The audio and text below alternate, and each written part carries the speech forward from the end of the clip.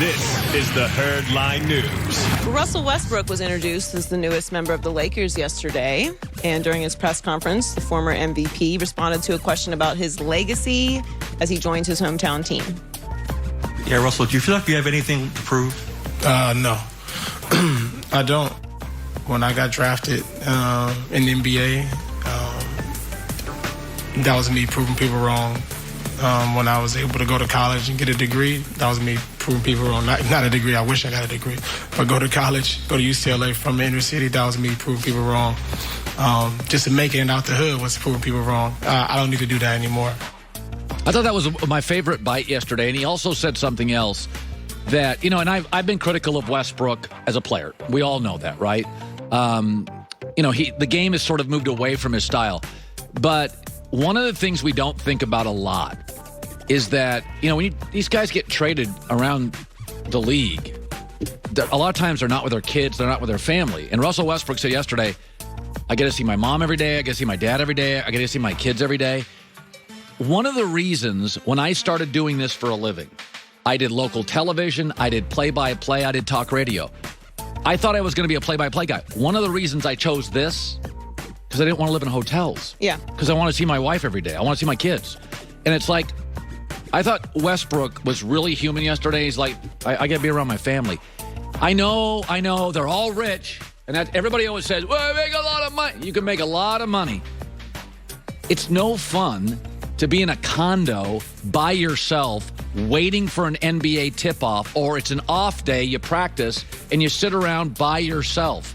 That's not a fun life, regardless if you have a 9-figure net worth. And I thought Westbrook yesterday came off really, really good throughout the interview. Yeah, and I like this response as well because sometimes his legacy is called into question because he has all these incredible statistical accomplishments, but he doesn't have a ring, right? So at the end of his career, how are we going to look back on Russell Westbrook's career if he doesn't win a championship? Because the fact of the matter is we do talk about guys who win championships differently than we talk about all-time legends that don't win championships because that's what you're playing for. Now, at this point in Russell Westbrook's career, he doesn't have to prove anything about whether or not he's a Hall of Famer. Yeah, we know what he is. A legend in the game and what his game is. We know what Russell Westbrook is at this point.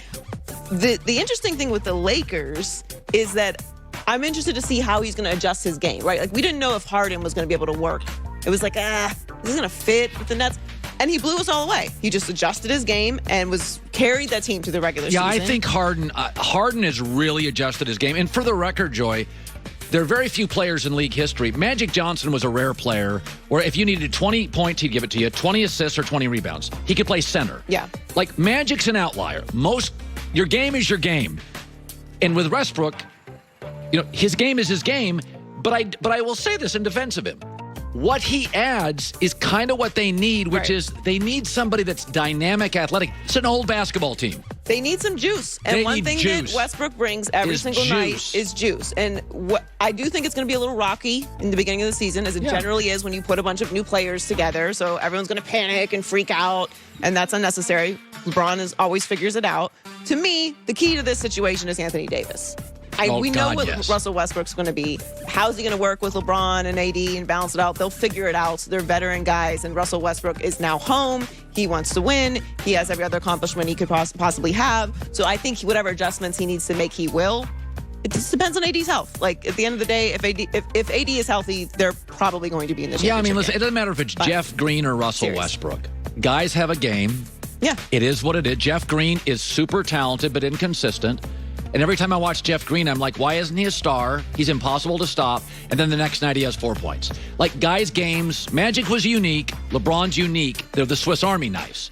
Most guys have a game. We all know what Russell does. And what he does is actually, for this moment, not a terrible fit. Especially during the regular season. So Dennis Schroder is heading to Boston. His agent. Well, he announced on Instagram that he will play for the Celtics next season. The deal is reportedly for 1 year, $5.9 million. This comes just months after he reportedly turned down a 4-year, $84 million extension with the Lakers. And according to The Boston Herald, Schroder is in a state of shock after saying no to that deal. Okay, so I have a strong opinion on this. Okay. So the entire second half of the season, I had a source from two people. Dennis is difficult. He's not well liked in the locker room. He's toxic. And this is what it comes down to in professional sports. And this matters all over America. We get all the young kids. So this weekend, we're going to have a game. I got to tell you something. I have been a proponent of reducing preseason NFL football. Why get starters hurt? We're all crossing our fingers every time, an athlete turns an ankle. Just get rid of it. Do one game. 1 year you get a home game. The next year you don't. These coaches, college doesn't have a preseason. Opening game a couple years ago. You'll have Notre Dame playing legitimate teams first week, and those are 18-year-old kids that have class. So, why do we need to have a preseason? But I'll tell you, this year's preseason, very important. A lot of really interesting quarterback stuff. So let's talk about a veteran quarterback here. So there's a lot of contract noise in Seattle. Dwayne Brown, great left tackle, is at practice, not participating, wants a new deal. Now the story is Jamal Adams wants a new deal. He's still on his rookie contract. He's been underpaid, no question, but that's the way it works. You're a rookie, you overachieve.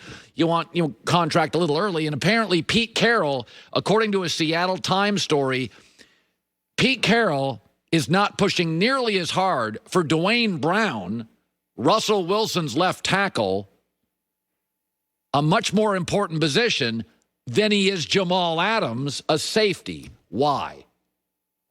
Because Pete's ego is tied to his defense, and his defense in the last several years has not been very good, and Pete's been called out for running a defensive style the league has moved past.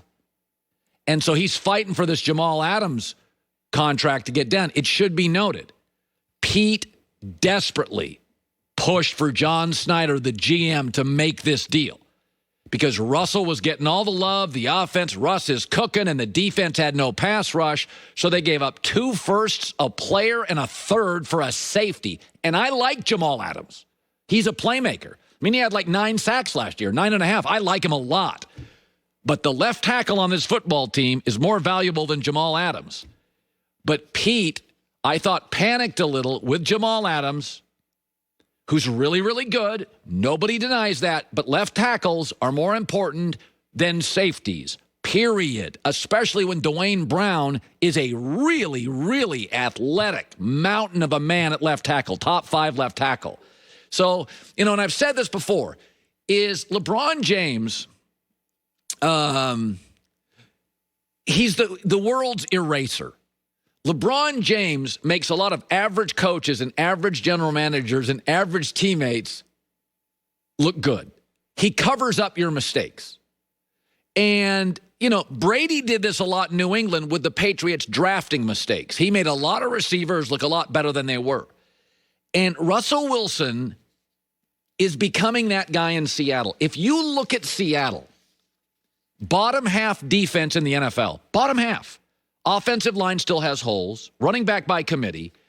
Do you know what statistically they do really well? Russell scoring touchdowns. That's what they're elite at. Aaron Rodgers complains about Green Bay.